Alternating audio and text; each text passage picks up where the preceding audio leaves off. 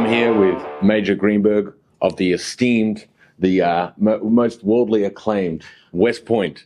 First of all, it must be made note that none of his words are on their behalf, and I guess you could say that. Absolutely. So before we continue, I just need to make clear, as we do with every interview, that my words are my own, and I do not necessarily, my words are not the position of the United States Military Academy, the United States Army, or the Department of Defense. So now that it's all about your opinions, who you're voting for president. Can you tell us a little bit about West Point, how that institution works, and what you do there? Sure. So, Major Michael Greenberg, I've been in the U.S. Army now for just under 13 years.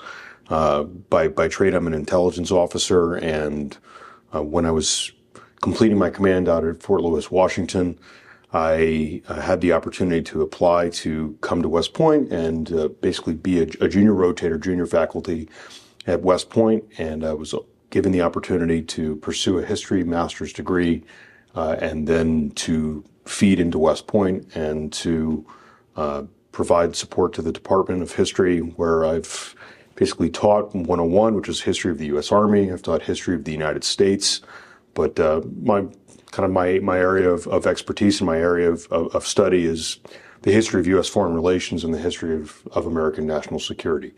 And that's the area where I put a lot of my emphasis and a lot of my work professionally, and do some publishing. And I'm also a term member on the Council on Foreign Relations, and I've had a lot of wonderful opportunities at West Point to both study and to continue to research. West Point's known globally as one of the most respectable institutions in the globe, and that's before referring to it as one of the most respectable military institutions on the globe. To what extent do you feel that learning history, understanding history, allows the students, the cadets, to be the finest fighters of tomorrow? Studying history and teaching history at West Point there are moments where you're walking around on the grounds of West Point, and it's kind of a pinch me moment. You know, it's surreal, and to invest in our cadets and to give them the opportunity to understand, to contextualize their service within West Point and within, all of the amazing people who've passed through those doors, and to give them that understanding to move forward with that is really special. And this is, especially with, I know we're here at Aleph, and the Jewish chapel itself, is kind of a monument to Jewish life within the United States military. And ultimately, like one of the people always wonder, like, wow, there are Jews at West Point. Right now, we actually have the largest Jewish population on West Point in the history of the institution. That's incredible. Yeah, we've got over 100 Jewish cadets, and it's been special to be part of that. But I mean, as far as the history of the institution itself and what we do to push the warfighter forward, I mean, it's an incredible mix of teaching military skills, academic skills, time management, leadership skills. I mean, the entirety of West Point is a pressure cooker for them, and it's incredibly structured, incredibly rigorous. And I mean, they're pushed in every single way possible. You touch on the numbers of Jews at West Point. I know every military institution has a chapel, but very few, and I believe West Point might be the only one that has a specific Jewish chapel. Can you tell us a little bit about why that might be there, and what that means for the Jewish cadets to know that their faith is so well respected? The Jewish chapel was built, I believe, during the 1980s, if I'm correct.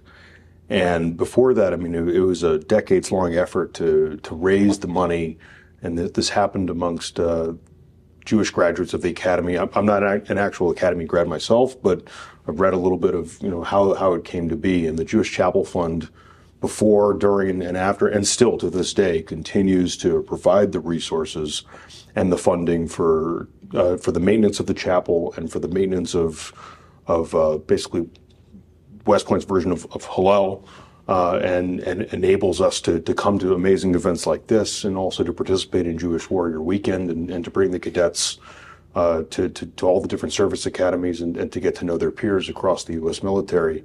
So, I mean, the fund and those who are involved in it, the board and the president, Terry Bresnick, they're all incredibly generous with their time and their resources to make all of these opportunities possible for the cadets. But the chapel itself it's not just a holy space in terms of a place for prayer.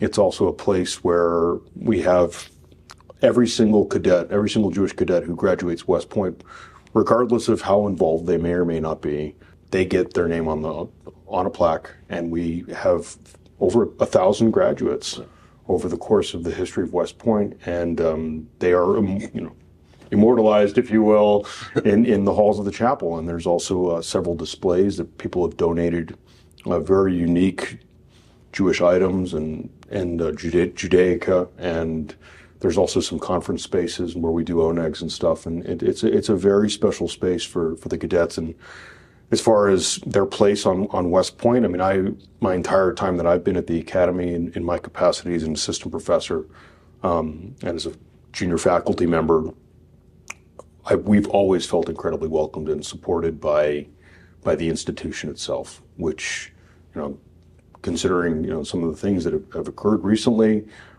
we are incredibly grateful for. We've experienced nothing but support.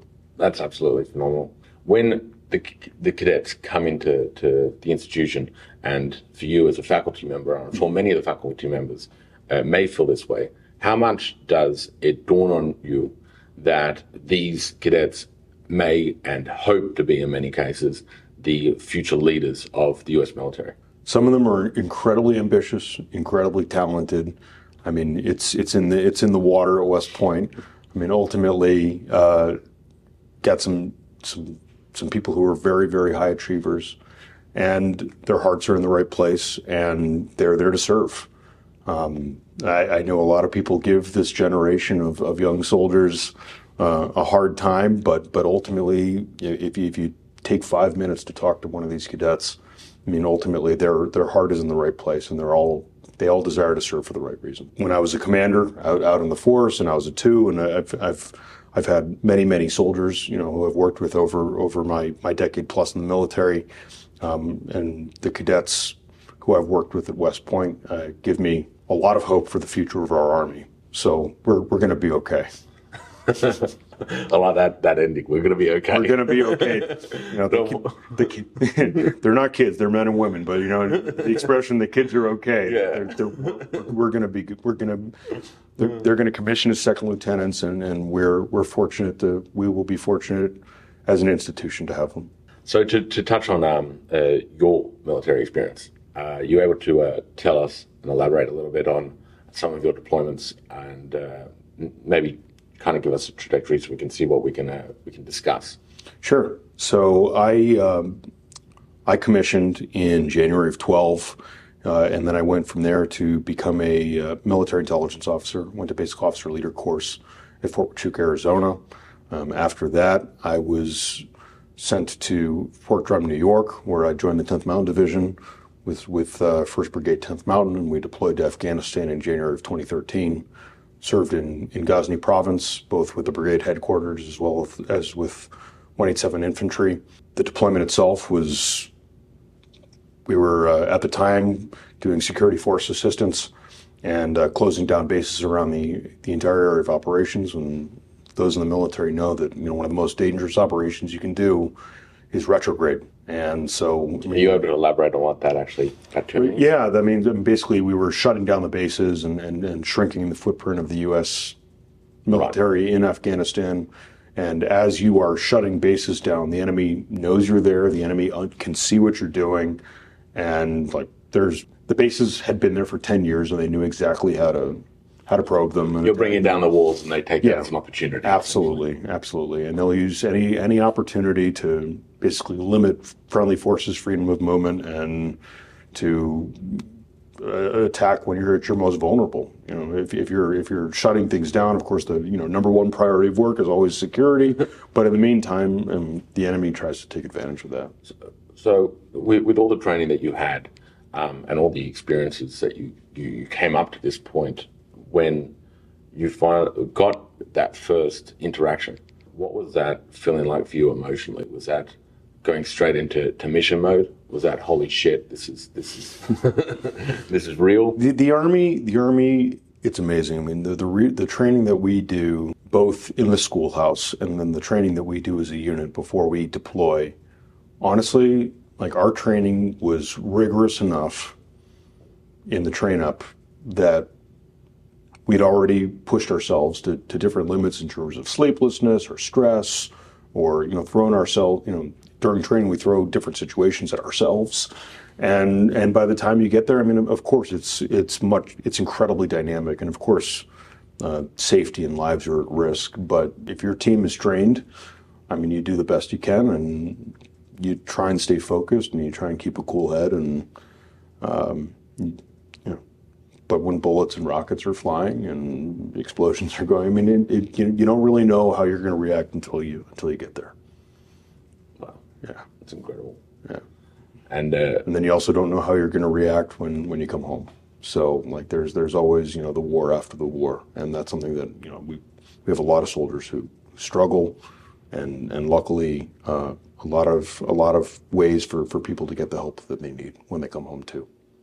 Would you like to touch a little bit on that idea? Yeah, I mean, the Army, I feel like that's something that the Army has gotten a lot better at over time, where the global war on terror, for all of its successes and shortcomings, I mean, one thing that we have managed to build out within our institution, and I believe across the DoD, is access to mental health, and to try and destigmatize those who do need to go and talk to somebody. That's where the Chaplain Corps also comes in. Right? Well, that's exactly what I was about to ask next. While on deployment, when those sort of feelings come through, obviously there is probably an aspect of not wanting to show your feelings to an extent, but the chaplains are there kind of as that help.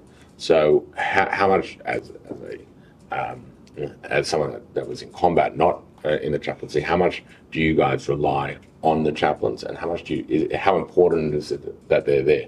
Our chaplain, when I was downrange, was incredibly critical. I mean, I didn't have a Jewish chaplain in theater, but I mean, your battalion chaplain, regardless of their religious denomination, is somebody who can provide an immense amount of resources, and also is just a really good person to talk to, because they're trained, they understand, and you're there, and you have that shared experience of what's going on. And actually, I mean, I built such a close relationship with our chaplain downrange that he actually married my wife and I, and we were able to incorporate Jewish aspects into the service, and he was remarkable. And we still are connected and everything on social media, and he's still in the military, but he also knew I was a practicing Jew. And when Passover came around, he made sure that I had access. The Army put me on a Black Hawk to go to a Passover Seder in another province. Can you tell us that story? Tell us that. Yeah. No, I mean, he asked like a week or two before. He's like, hey, like Pesach is coming up. Like, is this something you'd be interested in doing? And he was like, yeah, yes, I would. That'd be wonderful. And that, honestly, that's, I think, the only night or two the entire time I was in Afghanistan where I had like a room to myself. I had they put me in my own bunk room, and we had a full Seder, and they flew in, they managed to go find like all the Jews in this particular part of Afghanistan, and they flew us all in, and it was wonderful. And that's something that the Army and the Jewish Welfare Board were able to facilitate and respect. And I mean, I was only out of the fight for like 24 or 36 hours, but it was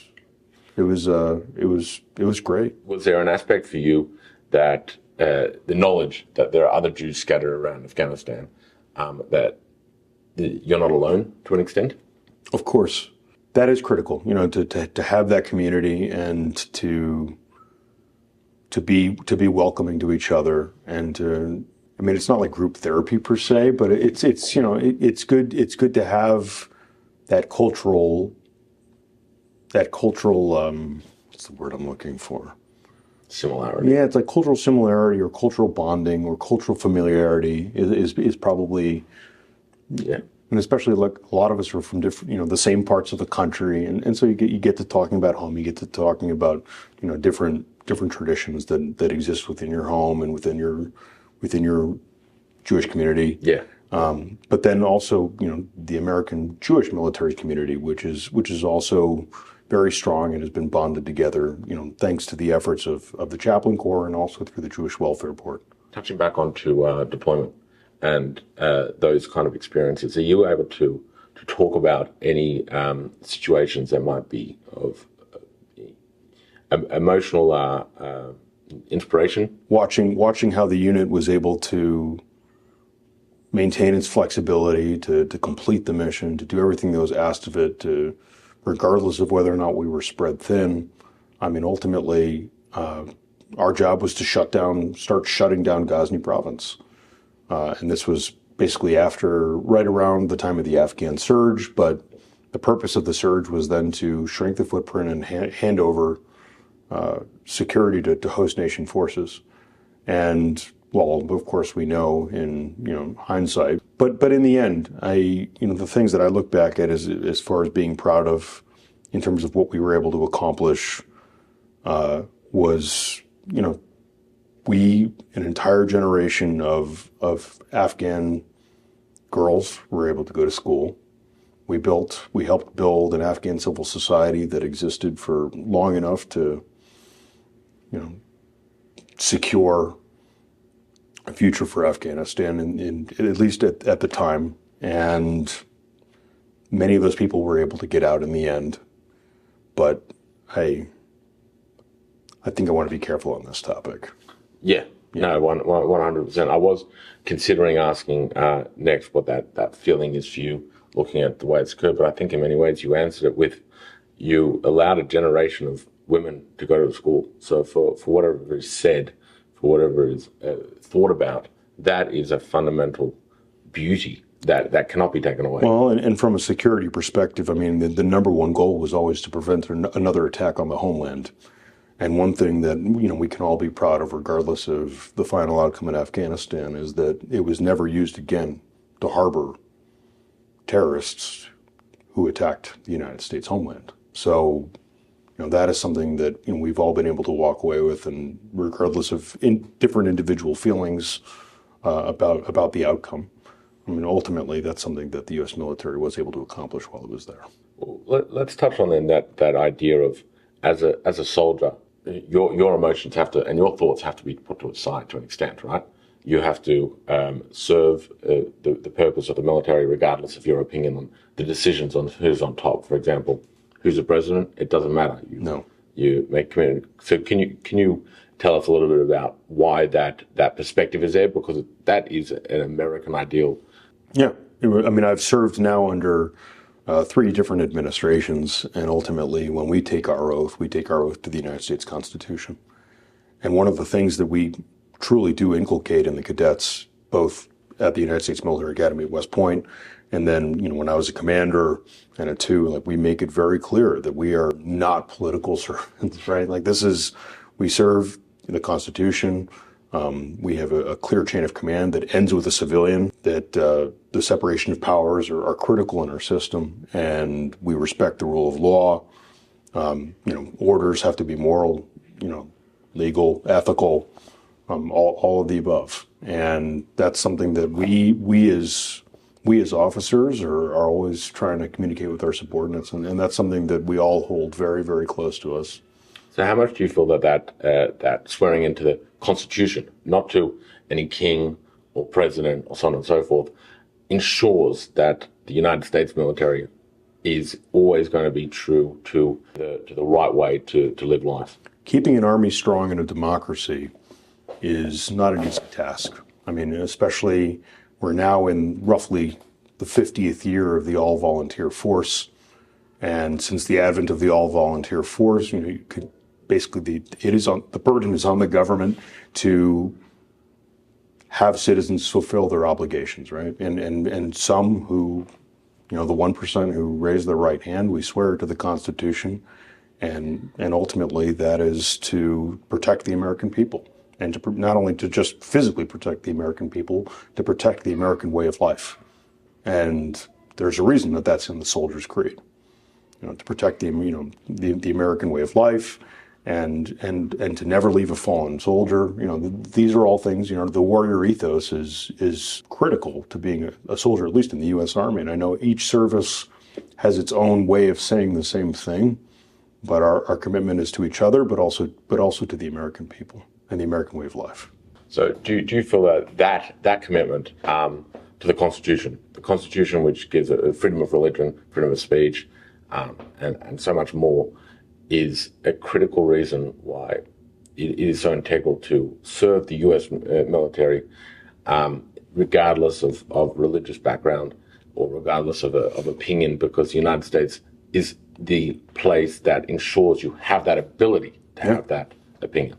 No, I mean, when you swear an oath to the Constitution, those who are intimately familiar with our Bill of Rights, it's freedom of speech, freedom of religion, freedom of assembly, right? Like all the things that are built into our First Amendment, and the U.S. military, when we say we're protecting the American way of life and we're protecting the American people, we're also protecting their right to liberty. And this idea that you need security, and you need order, but liberty is something that is inherent within the American system, and we've debated liberty, especially as historians, over the entire course of our history, and how much liberty is appropriate versus the need to have collective security. Protecting those values is something that is just part of being an officer,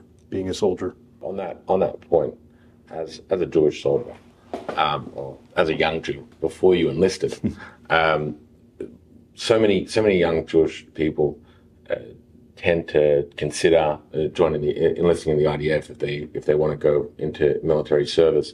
Why is it so important for you to serve the United States, and why do you feel as though it is so important to serve the United States? So, I was born in New York, and ultimately, New York Jew named Greenberg, A New York Jew named Greenberg, and my family has been in the United States for generations, and all of the opportunities I've had are because I'm an American. I'm very grateful to have been born in this country, and as much as I have faith and I'm a proud Jew, ultimately I'm an American. I'm an American Jew.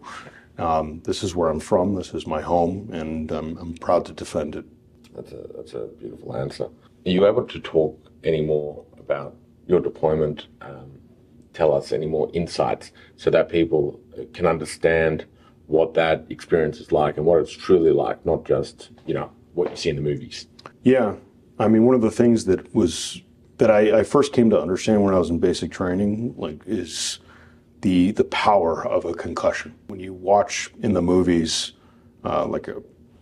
a grenade go off, or an explosion in a movie or something, and you see the fireball, and the thing that you just don't understand is you don't understand what that wave of energy feels like, and you don't understand truly how loud it is, and you don't understand the smell. There are things that films will never be able to communicate about a combat zone that are only attained by physically being there, and that's to include if you're outside the wire. There's the sights, the smells. Can you explain what outside the wire means? So being outside of the fob, going out on patrol, or that's not something I had to do a lot. I was an intelligence officer. I did go to KLEs, or key leader engagements and meetings and stuff, and we went around the province. But ultimately, one of the things that I realized I'd become kind of numb to by the time I came home was I got home and I was like, wow, everything smells really really great. Like, and I had just kind of like lost track of like how raw life was downrange. There was no cologne for you on it. No. I mean, there was, so I guess that's the part that, is just really absent from movies and other, is there are several senses that you're not able to get about some of these, really, really austere areas where people serve. The other aspect that is so often tried to portray, and this may be a true point, that Shakespeare quote of "Band of Brothers." Absolutely. I mean, the Army is an incredible brotherhood, sisterhood. You build bonds with people that are so close through, not suffering per se, shared suffering, but certainly shared experience. Things that you're only able to do, you can describe it in words, but you've lived it together. And you get very close to people, both in living quarters as well as, the things that you're working on are so critical. I mean, you have such shared purpose on a day-to-day basis that, those bonds are one of the amazing things about being in the Army is that anytime I've had to do a permanent change of station or whenever I go to, major cities or wherever, I mean, I'm almost always able to pick up the phone and reach out to those who I've served with and sit down and you have a beer with them or something. And it's like, you haven't seen them in 10 years, but it doesn't matter. You pick right up where you left off. And those bonds are incredibly close. That's incredible. So just final couple questions. First, you mentioned that your chaplain was a non-Jewish chaplain. Obviously, an integral part of your life. For example, he married you. But how important was it for you, or what did it mean for you when you saw a Jewish chaplain out there, or when you were invited by a Jewish chaplain to something such as the Passover Seder? Well, I mean, the Seder, actually, we didn't even have a Jewish chaplain. It was a lay leader. Who was at the Seder. So it shows how niche and how difficult it is to find. I believe there's only, on active duty in the Army, I think there's only like 10 or 11 Jewish chaplains across the entire force. I'm trying to think of it, if I even met a Jewish chaplain before going to West Point. I mean, I don't think I actually did. Wow. Like, that's how scarce it was. I mean, I was at some major bases, and I know that the chaplain was there, but I generally lived so far off post, I wasn't really able to participate in, just due to my family circumstances and the hours that my wife and I were keeping, but because my wife is a medical professional, and I was a commander, and like, it's not a great excuse, but I didn't really have any interactions with a Jewish chaplain until I got to West Point, and the Jewish chapel is an incredible community, and they found me, and they're like, hey, how about you come to this Torah study and meet everybody, and I went for the first time, and I knew I was home. It is very niche to find a Jewish chaplain, and I know that when I leave West Point, I know that Chaplain Susan, I believe, is down in National Defense University, or I think it's Chaplain Susan. But either way, I'll be going to DC, and I know that somebody will be there in these major areas. But there's some of these other disparate bases where there's no Jewish chaplain. So would you feel in that way that if there's a rabbi that's considering out there joining the chaplaincy, but unsure or uncertain as to their ability to impact, would you feel that should be a certainty? Yeah, I mean, 100%. I mean, if this is something I've discussed multiple times with chaplains, and I mean, I was raised in New York in a Reform congregation, and I know that it's been it's a struggle to get, rabbis. It's the same thing for my wife as a doctor, where she wants to build a community. She wants to have a patient panel. She wants to have stability. And rabbis, of course, oftentimes rabbis will come to a congregation and they'll stay there for 20 or 30 years. And it's really hard to move. It's hard for the service members to move too. But I know that the challenges of the ministry with this population, but I mean, there are thousands of American Jews who are in the U.S. military, and as far as the outreach and achieving, spiritual readiness. I mean, this is an incredible mission, not only for our country, but also for Jews who are in need of that guidance and a faith leader. So if somebody is able to do it and is able to commit the time and the energy and is willing to forgo, at least for a period of time, if not a career, having to change congregations every once in a while, and but you can impact Jewish populations across the world. I mean, this is, as you move, you can as officers, we always want to, whatever organization we come into, we want to leave it better. And as a chaplain, you have an opportunity to do that over and over and over again. And not just for Jewish soldiers, but for all the soldiers in that battalion or in that brigade or beyond, who you can impact in a positive way. So, I mean, I think it's an incredible opportunity. That's incredible. Is there any last points, any ideas that I didn't touch upon that you'd like to express while the camera's here?